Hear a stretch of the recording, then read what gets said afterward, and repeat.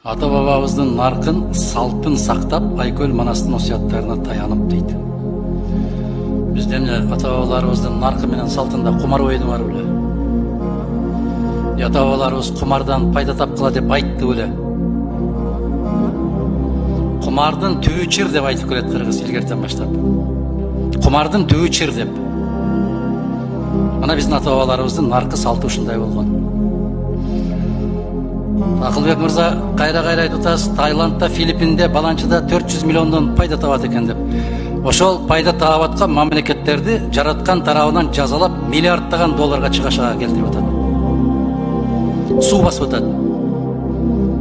Жер титиреп жок кылып атат баарын. Ошондой болгон арамдык бар жерде эч качан береке болбойт. Алардын тапкан акчасын эсептебеңиз.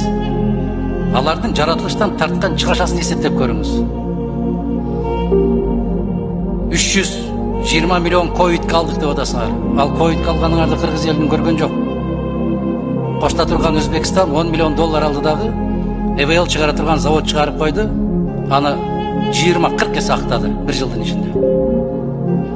Силердин алган акчаңардын дайын өзүңөр да билбейсиңер. Сиз айтып атасыз, азыр деле казино ойноп атат. Демек силер алсызсыңар. Силерде мыйзам иштебейт.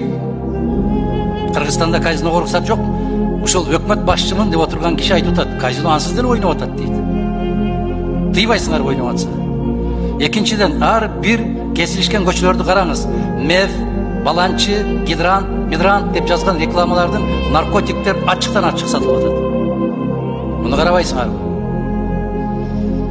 Айтасыз, бир да кыргыз кирбейт ал жерге деп. Бир да диплом сатылбайт деп турат Кыргызстан.